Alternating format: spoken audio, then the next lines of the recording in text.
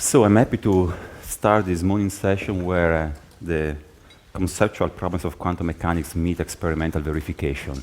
And actually, this is what I will be talking about today, about the possibility of testing the superposition principle of quantum mechanics towards the macroscopic scale, and this, of course, in the light of collapse models.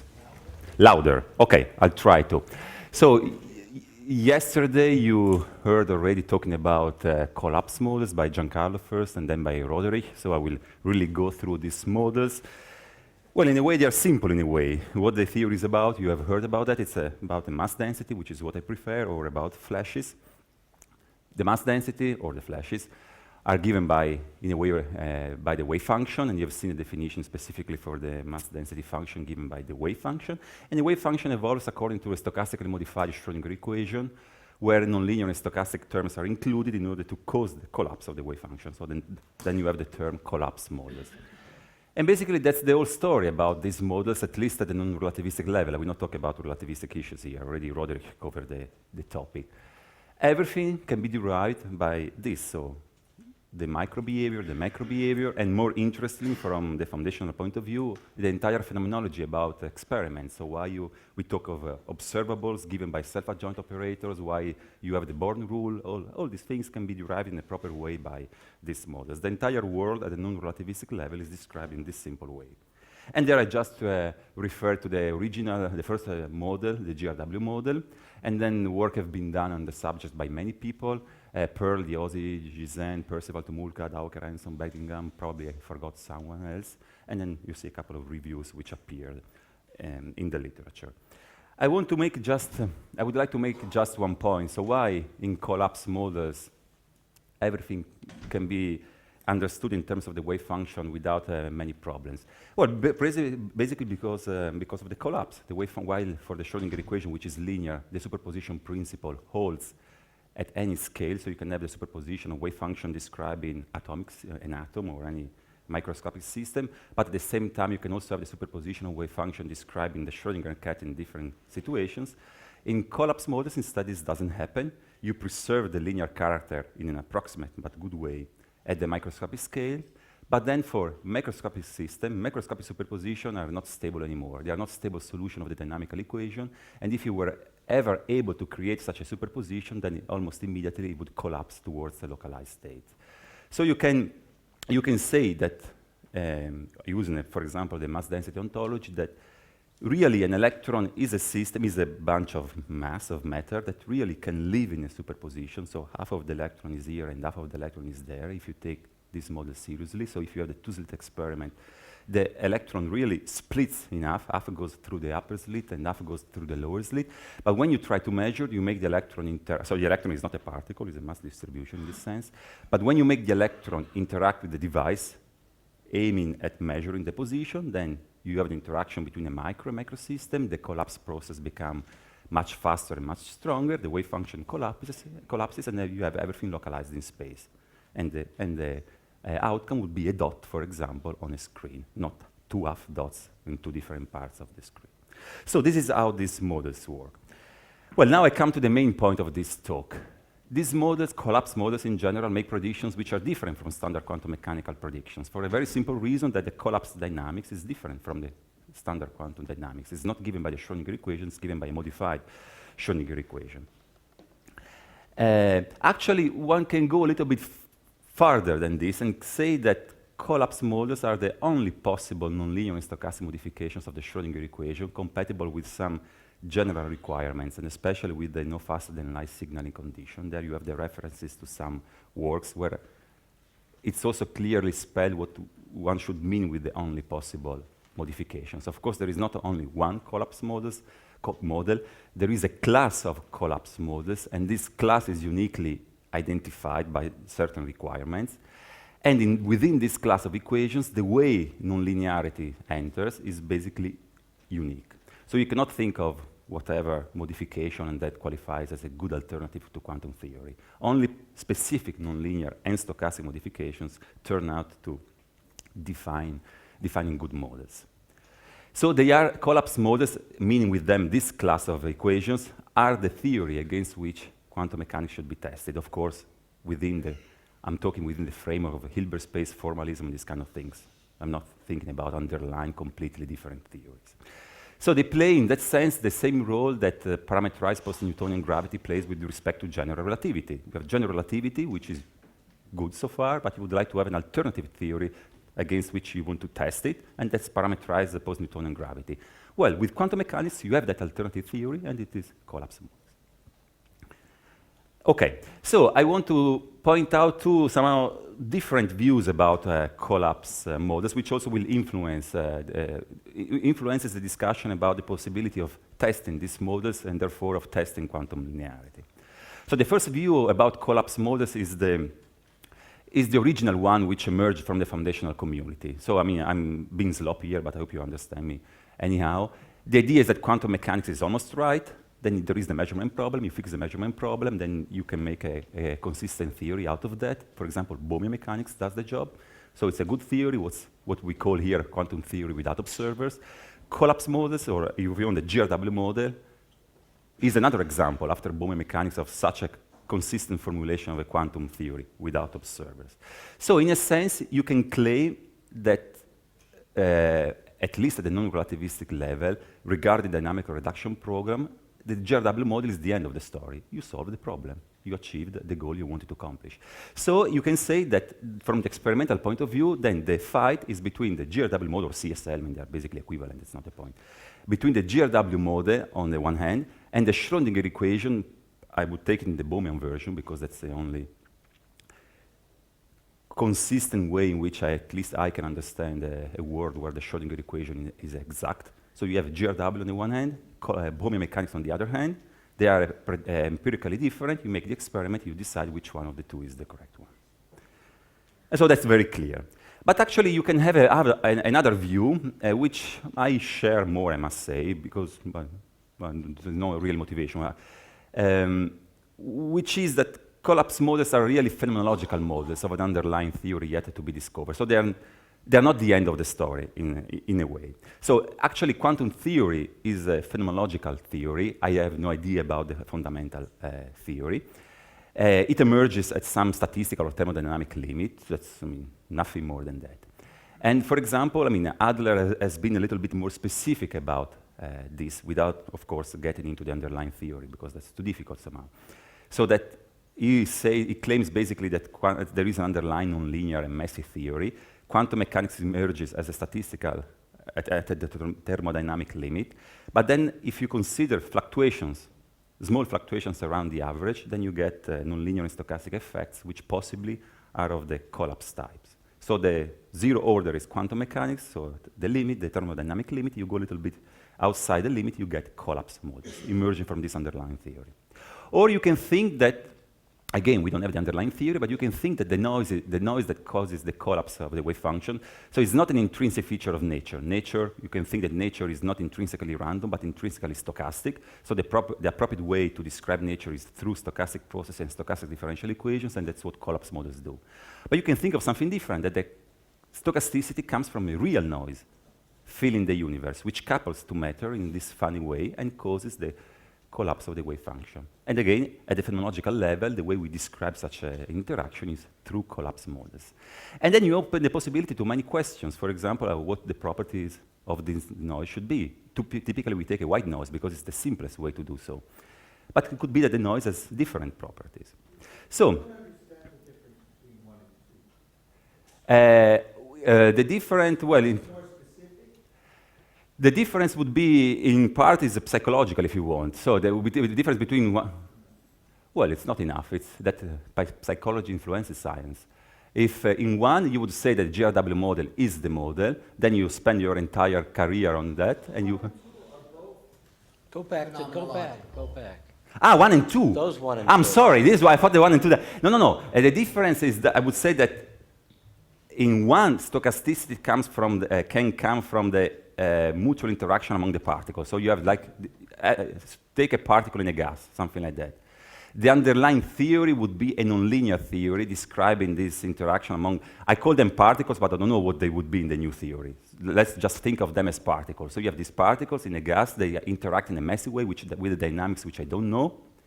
Then I do the thermodynamics and I get quantum mechanics. I consider fluctuations and the nonlinear effect and the interaction with the rest causes the collapse of the wave function. So there is no external noise field in that sense. In 2, instead, there is, on top of the particle, there is an underlying noise.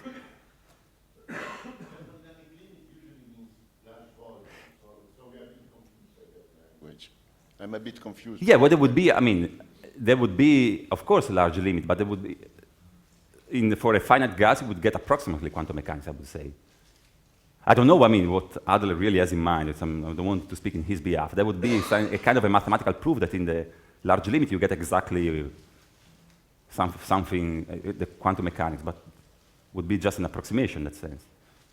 There was someone, yes? So just a quick question. So all what happens to observe the collapse happens in this quantum medium somehow, with some fluctuations. Or am I wrong?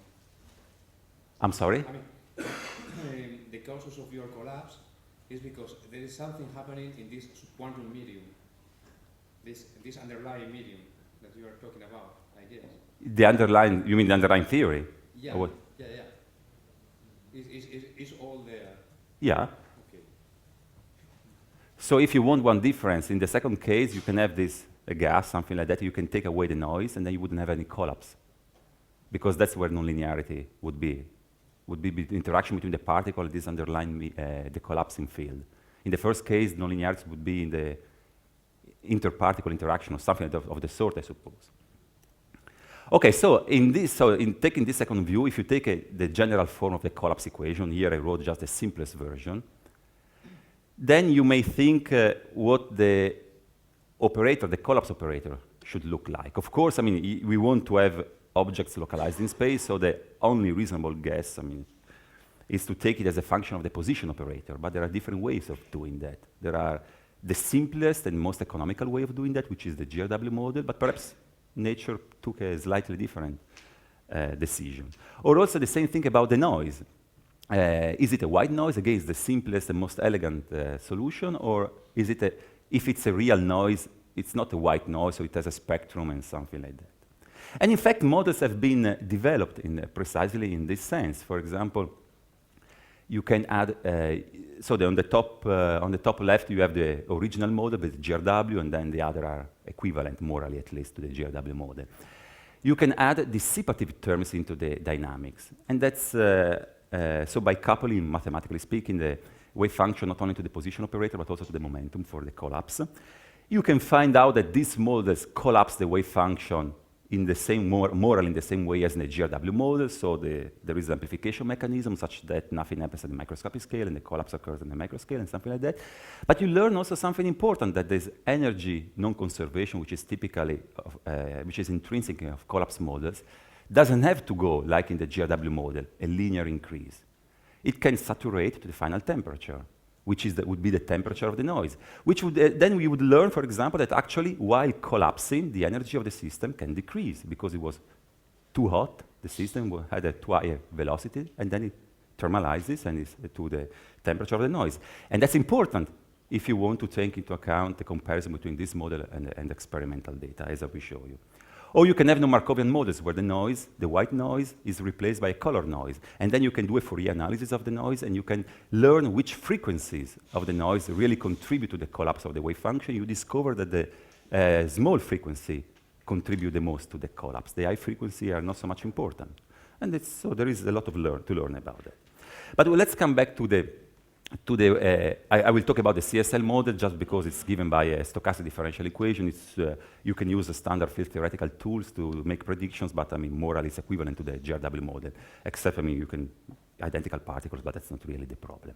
So we'll refer to the CSL model so far, tell you what the experimental data say, and then I will comment on the experimental data in the light of new possible models. So this is the stochastic differential equation defining the CSL model. This is how the wave function evolves. It's written in the language of second quantization, so we are in the Fock space, but otherwise it's a non-relativistic model. The function of the position operator, morally speaking, of course, which has been taken is the particle density number. So you have that the wave function is localized in space at the end of the day. And, well, I mean, there are many things that you can learn, but you can read what all these terms are. The point is that, again, I stress it's a nonlinear equation, of course. It's important. Stochastic differential equation, that's also important. And there are two parameters, so that's what's important for the phenomenological point of view. And Giancarlo already introduced them yesterday. Lambda, which is the strength of the collapse process, and ERC, or 1 over the square root of lambda, which is in the GRW model is the width of the localizing Gaussian. Here it's the correlation length of the noise. And so if you take the models in the fundamental theory of nature, then this would be two new fundamental constants of nature, like the speed of light. If you take them as phenomenological models, these are new phenomenological parameters, and you have to somehow to guess what their values can be. Again, in the light of comparison with experiment, the most important formula basically is this one, the one giving the collapse rate. Of course, I mean, the collapse rate is a delicate business because it's a complicated function depending on the structure, on the type, on the structure of the system. But you want to find out a rule of thumb, an easy formula to understand how things go. And that's how the collapse goes in a rough but quite good, accurate way. So take a system whose wave function is superposition of two terms.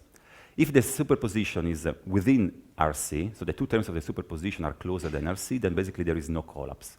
So if you want the GRW Gaussian doesn't select one of the two possibilities, or if you want to read it in a more fascinating way, I don't know, the noise doesn't see the superposition, doesn't cause the collapse. If the superposition instead of the two terms of the superposition are more distant, more than the correlation length RC, then you have the collapse. And then the collapse goes with the size of the system, according to the formula down there for the CSL model. Lambda is the constant of the model. Then you have small n squared and capital N squared, which are computed in the following way. Small n is the number of nucleons which are within a sphere of radius RC, so it's a measure of the density. Capital N is the number of such spheres that fill the system, so it gives the volume. So you have both ingredients which appear. And then you have the most important property, perhaps, of the collapse models, the amplification mechanism. The collapse is mild for microscopic system. It becomes very strong and effective for macroscopic system. And that's, I mean, an important point is that with one choice of lambda. So sometimes people are confused that you have to attach a different lambda, different collapse strength to any physical system. That's not the case. They would be like cheating. There is only one value for lambda, a universal value for lambda. And then we will see that it is attached to different species of particles. But there is one universal value of lambda. And then for every system, the dynamics tells you that the effective collapse goes with the size of the system, but by fixing only one value for lambda. OK. So that's how the collapse models basically solve the measurement problem.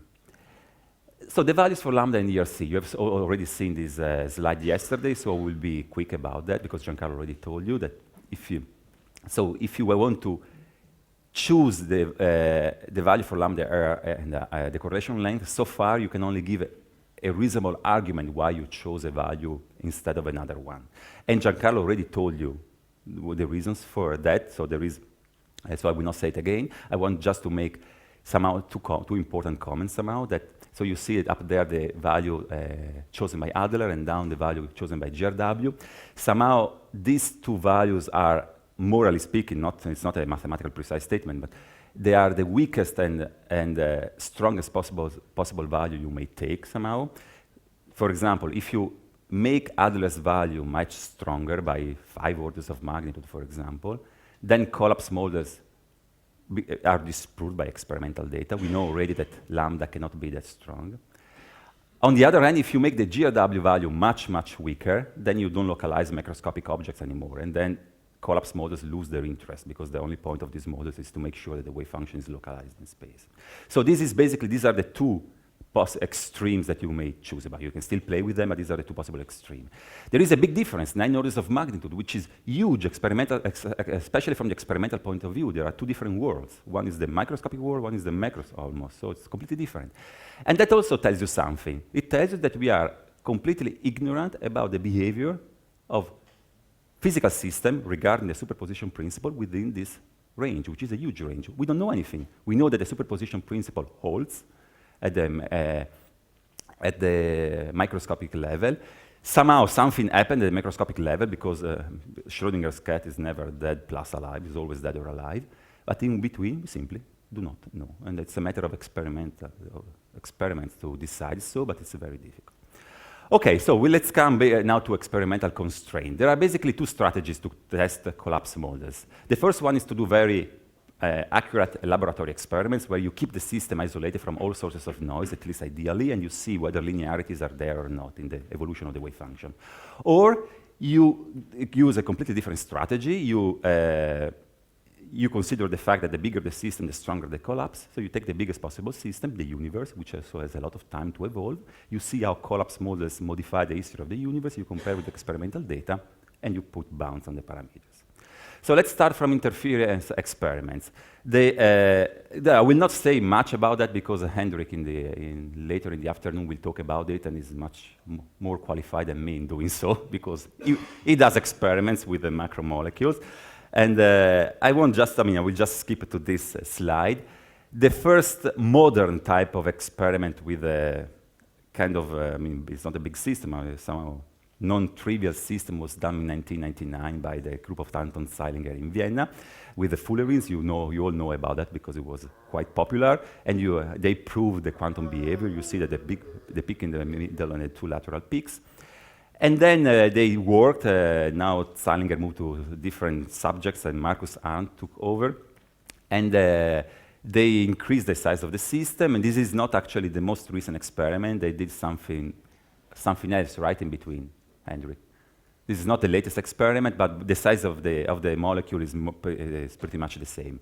So you see that in 10 years, they increased the size by 1 order of magnitude. So from the theoretical point of view, if you want to say it's a kind of disappointing, only 1 order of magnitude, it's not a big deal. But from the experimental point of view, there was a huge challenge. These are very delicate experiments. It's not easy to do them. They will become even more difficult, but nevertheless, this is one of the reasons why they are also so important. Regarding collapse models, what do they say? Well, they put a bound which is 2-3 orders of magnitude higher than Adler's proposal. So if we go back to this slide, is there a pointer? So far, these experiments say that lambda cannot be stronger than a value around here. And all these values are permissible. So what does it mean? Again, you can read it in a good way, in a bad way. The bad side of the story is that they didn't test the values they didn't test collapse models because they were not able to even test the Adler's value, which is the strongest possible one. But the good side of the story is that they are close to testing such possibilities. And with the present-day technology, this will be done. Will take some years, of course, but that is doable. And then people are already thinking about new ways of doing experiments. So there is already much excitement about using micromirrors, nanospheres. It's very difficult. It's very challenging, but interesting. People talking also about doing experiments in outer space to go beyond, or finding new technology. So, okay, that's it. Then Andrew will tell you much more about that. So that's the direct way of testing the superposition principle. You can think of an indirect way of testing the superposition principle. And so far, the most interesting example is the process of spontaneous photon emission. There is much to learn about it, both theoretically and experimentally. The situation is very simple. A free particle, charged particle, is not really free within collapse models because there is a noise which kicks the particle here and there. It undergoes a diffusion process. So since it's charged, it emits radiation. Or also, if you want to see an electron in an atom, it doesn't sit on the ground state or wherever, because the noise gives him the chance to jump, and then when it comes back, it emits radiation, these kind of things. So one prediction of collapse models is that there is emission of radiation from matter. And then you wish to compute it. And Fu did it for the first time, I think, using the CSL model to first-order perturbation theory. You have the formula there. Adler and collaborators redid the calculation because they wanted to give the formula for an hydrogenic atom, which is the one on the right. Okay, these are formula. The important point is that you have a theoretical prediction, which you can compare with experimental data. And then some surprises come out.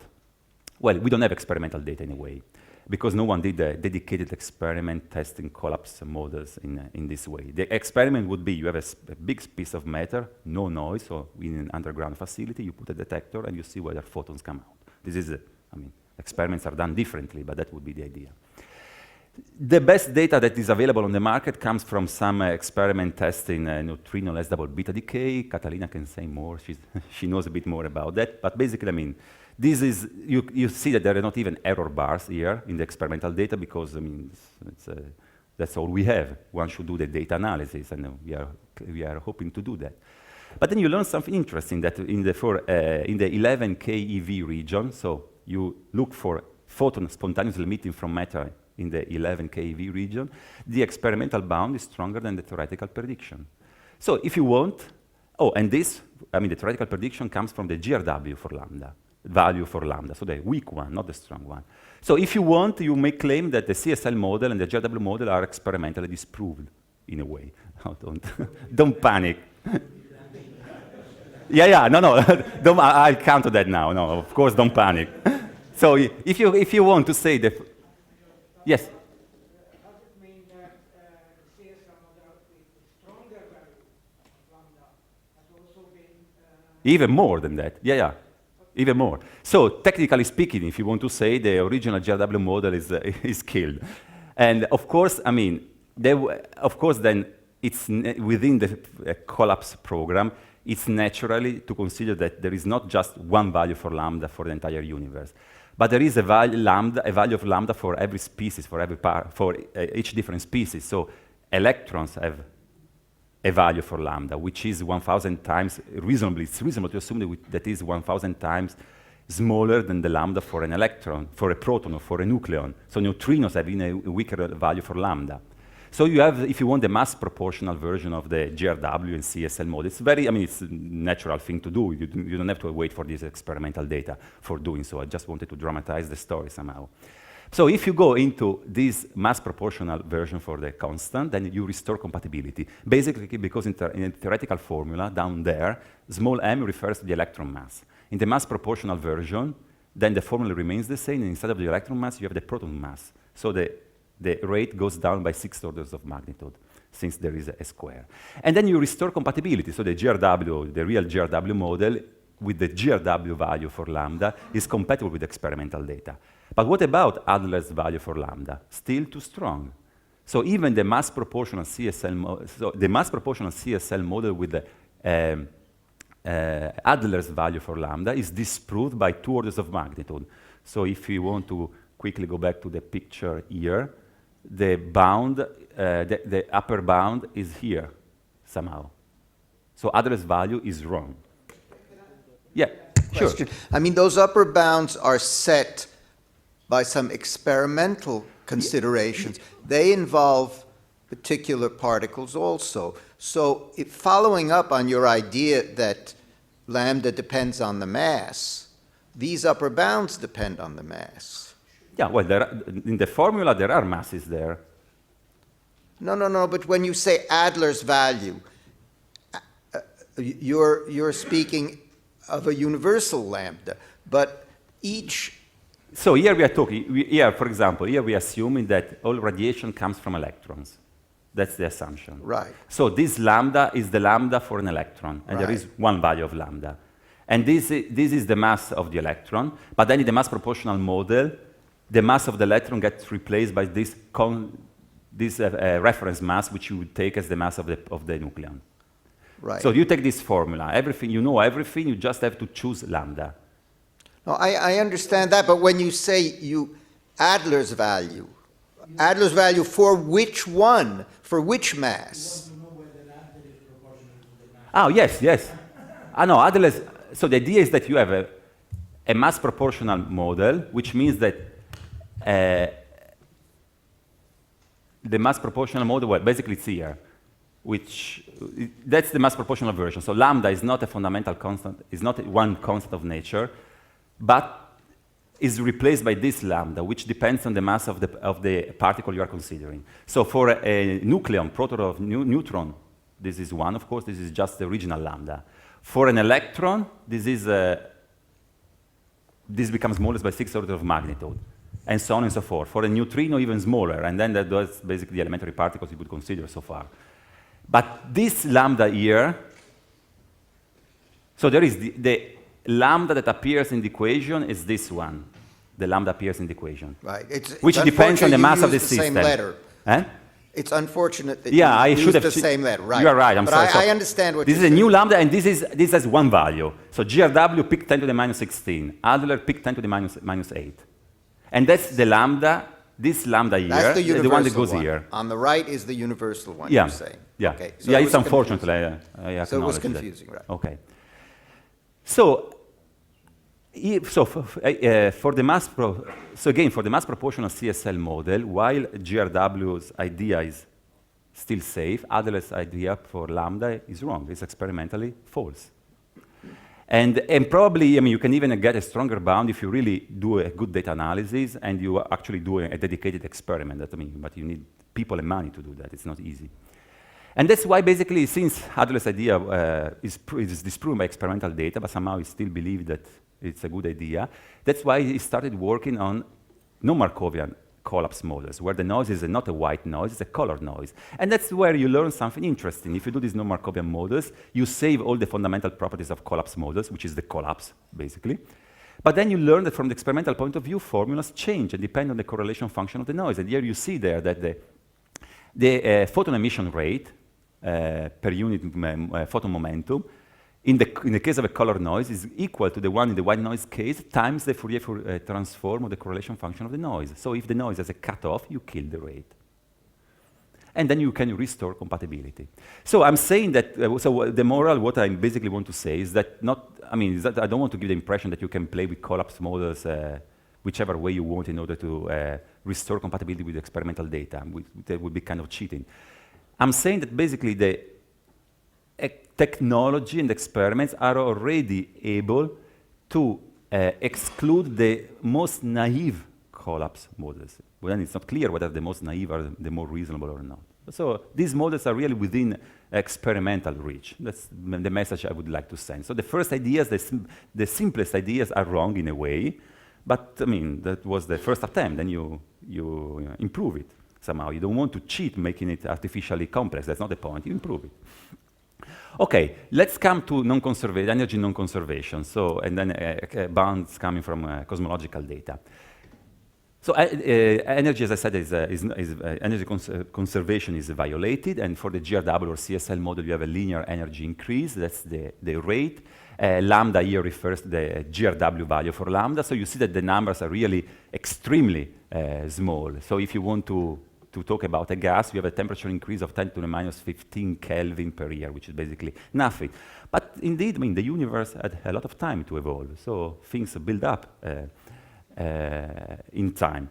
And that's what, and that's why, also from the cosmological point of view, you can have some bounds you can get. And this is the analysis of Adler, taking into account energy non-conservation, so energy increase, so temperature increase in some structures in the universe. The first column refers to the distance in orders of magnitude from the GRW value for lambda, the other one from Adler's value for lambda. And you see that, of course, in the GRW case, we are far away. I mean, cosmology cannot test the GRW idea, so it's a very, very safe so far. But Adler's idea can be tested. And again, I mean, at the end, it can be disproved because this is a very rough, the one that Adler did is a very rough analysis. If you do a more refined analysis, you can make this bound stronger, perhaps by 2 trillions of magnitude. It's not clear, but that takes a lot of time. And so, well, that's basically the moral about that's not all experimental bounds. Probably there are some more, but it's the most significant one, I suppose. The distance with respect to the strong value given by Adler. If you sum them by, or you increase them by 9, and then you get the bound with respect to the GRW value. But the message one message was the one I told you before, that present-day technology can say something about collapse models. But I want to come back to the original issue. So what about modifying the models in some way? Then you can see how good and how bad these bounds really are. For example, take this cosmological data. These bounds heavily depend on the fact that the energy increase in the long run is linear in time. So there is a constant energy increase for billions of years. This is a feature of the GRW model, this is a feature of the CSL model, but this feature can be easily modified without affecting other properties by including dissipative effects. So you have this thermalization process. And no one did the analysis, but if you consider this situation, that these bounds probably become much, much weaker. So they are not meaningful in that sense. The same probably also regarding squid experiments. Also, the one from spontaneous photon emission heavily depends on the type of noise that you use. So it can be made much weaker by changing the correlation function of the noise. Although here it's not clear because electromagnetic properties of matter are known in very good detail. So if you really go and analyze how the properties of matter are modified by collapse models, probably you will find some interesting differences with respect to quantum mechanics, which can put some good bounds. So people should work more on that. So far, the moral is that the safest way to test collapse models in general, not just the GRW model, is, not surprisingly, through interference experiment, which is the obvious way of doing so.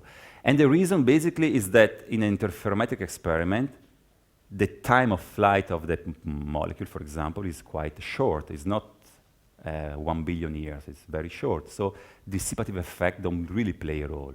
So this bound, the bound coming from the diffraction experiment, should be, no one did the analysis, but that's the expectation, should be resistant towards dissipative effects. And should be the resistance also towards no Markovan effect because the small frequency components are those that really control the collapse process. So in a way, these are the candidate experiments for testing not one specific collapse models, but for testing the entire class of collapse models. And so people are investing money on doing that, not because of that, but it's safe that actually projects on matter wave experiments are funded by the European Union and not only. Okay, I quickly come to the conclusion. So I want to show also this slide, which is some recent work that we did. So in a matter wave experiment, you have to artificially create a superposition with an interferometer to see whether linearity is preserved or not. But you may think, why don't we use a naturally oscillating system? So the quantum mechanics makes them oscillate. So if there are no linear effects, the oscillations are ruined somehow. And the three interesting types of naturally oscillating systems are neutrinos, chaos, and chiral molecules. So briefly, neutrinos. Neutrinos, you would first say, why would you consider neutrinos? They are the lightest particles in the world, nothing happens there, which actually, that's the result that we get. But you might say that neutrinos weakly interact with matter, so they travel through the universe, so they have a lot of time to wait for collapse models to build up and doing something. So it's not really clear. And in fact, some years ago, Joy Christian wrote a paper on PRL suggesting the possibility of testing collapse models, and more precisely the gravity-induced models, precisely using neutrinos. Well, we took the challenge, we did a calculation, and you see that the numbers are extremely small.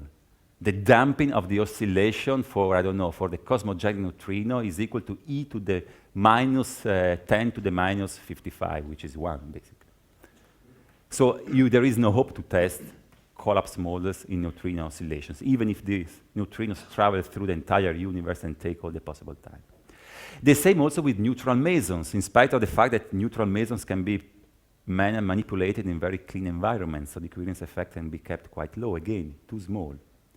And basically the same also with chiral molecules. You see that the bounds increase. The collapse, these are not bounds, these are the collapse rate increase because the system becomes more and more massive, but still becomes, they are still too small. Indeed, with chiral molecules, there is still the possibility that with some sophisticated spectroscopic technique, perhaps not today, but in 10 years, one can say something. But we are. So these experiments could be, in principle, this system could be, in principle, compete with matter wave experiments for testing collapse models. But it's not clear whether the coherence effect can be kept low enough. And then last slide, since the question was raised also yesterday or 2 days ago, I don't remember. What about gravity-induced models? So this is a very fascinating idea because general relativity is a nonlinear, how much? I guess I'm almost over. I will be very quick. General relativity is a nonlinear theory, so that would provide you the nonlinearity you need to collapse the wave function. Gravity is everywhere, so collapse would be everywhere. That's a very appealing idea. That's, the idea of Penrose or many other people. There is not really much work on that. So the people talk about the so-called Schrödinger-Newton equation. So the idea is that basically you treat gravity in a semi-classical description. You have a classical gravity with quantum matter. You do some approximation. You get this type of equation. You see that it's a non-linear equation, which actually collapses the wave function in space. The people are, the group of Giulini especially, are trying to solve numerically the equation to see when the collapse becomes effective, whether, already for a proton, or you need an atom, or you need a big molecule, and these kind of things. But it's a very interesting equation. It's really interesting for many reasons, but it cannot be taken seriously as a fundamental or as a phenomenological collapse model, because it's a non-linear but deterministic type of equation, so you do faster than light in a very trivial way with this equation. So nature cannot go possibly like that in any way, even at a phenomenological level, although the interest remains. But Diozzi proposed instead a good collapse equation, which avoids these conceptual difficulties. Well, initially good equation, which has, I wrote it for, I forgot to replace the evolution. There is the equation for the wave function, so it's a collapse equation, but I wrote the one for the density matrix, where f of r are some appropriate functions of space. And you see that it's a very appealing model because there is no new constant here. There is only the gravity, g, the gravitational constant. There is only h bar. So it would be, from the conceptual point of view, there would be a major achievement. A natural collapse model without any other parameter defining it. But unfortunately, the model doesn't work very well. Well, first, the reason is that you have divergences here because of the 1 over r interaction. And only correct me, Lajos, if I say something wrong. He himself, of course, recognized that, and so he proposed a cutoff. So the idea would be, okay, this is still a phenomenological equation. It's not a fundamental equation of nature, so it can be taken seriously only up to a certain level, so it's natural to put a cutoff, which he did. But then later, Ghirardi, Grassi, and who was there, proved that, Ghirardi and Grassi proved that actually that cutoff has to be much higher. So the cutoff could be the proton's radius, for example. There would be a natural cutoff, so to say. But Ghirardi and Grassi proved that actually the cutoff must be much, much larger than that. And I think that Lajos acknowledged that later. You tell me. Okay. I adopted the cutoff of the GRW. Yeah. One over square root of alpha. Yeah, okay. -5. So you have to put a... So the same, so you cannot use a natural cutoff like the proton's radius or something like that. You have to use a much larger cutoff, so like the GRW value ERC 10 to the -5 centimeters, which at least in my opinion makes the model again artificial in a way. It loses the beauty for which it was originally proposed. So in this sense, one can say that there is no good gravity-induced collapse models in this sense, although you have an equation there with these specifications. And basically, that's the end of the story, and I wish to thank who's paying me and paying us for doing research. Thank you.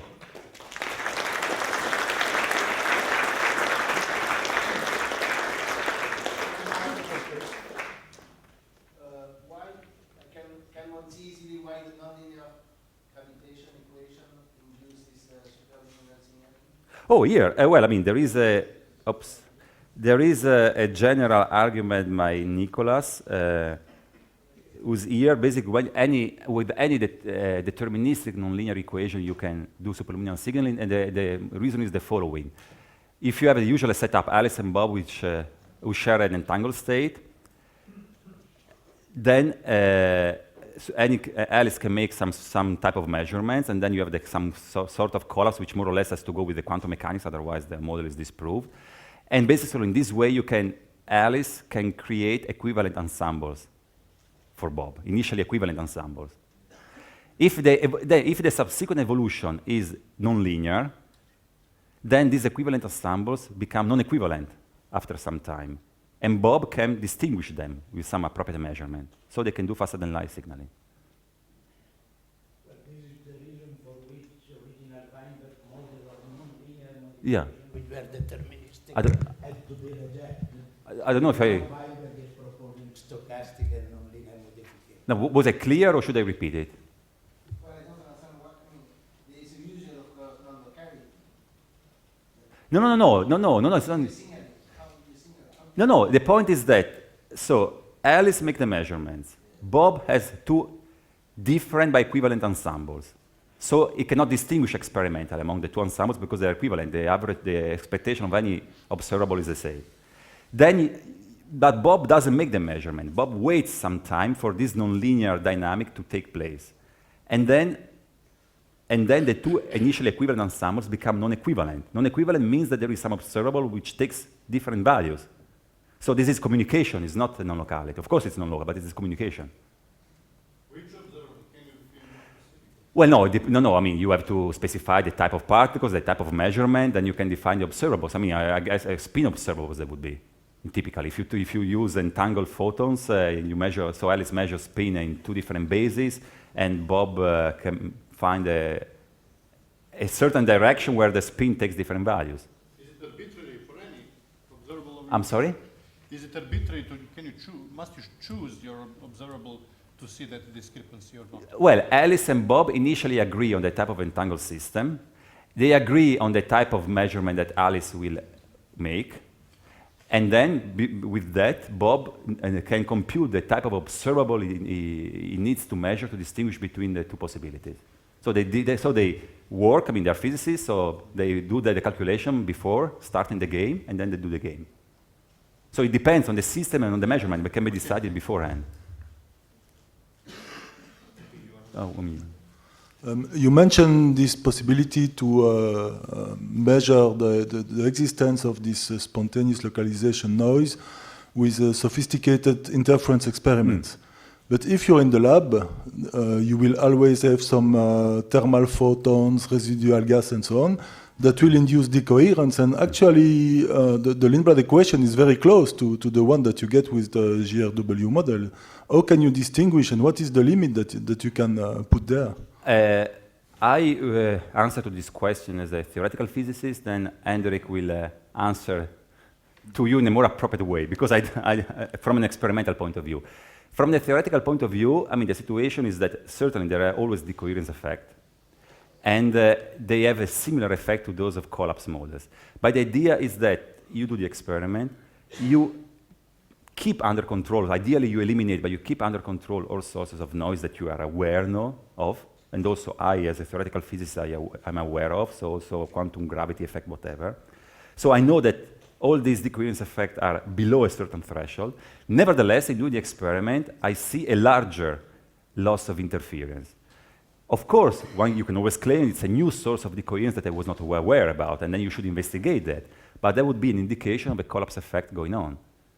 That would not be that wouldn't mean that collapse models are true. Okay, now we replace quantum mechanics with collapse models, but it would be a strong indication that that could happen, and you have to do some other experiments. But that would be the situation.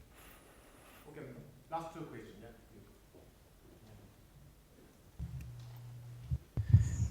How do you treat photons, for example? They are fields. And relevant to that, how do you treat spin? So spin is treated in an unusual quantum mechanical way. The spatial part of the wave function is coupled to the noise, and then the wave function is a spinor instead of a scalar, and that's spin. So spin is easy in that way. That's the wave function. The dynamics affects only the spatial part of the evolution. We would have a modified Pauli equation instead of a modified Schrödinger equation. So that's spin. Regarding photon, well, it's not clear because you go into the relativistic regime and things become more complicated, as you've heard yesterday.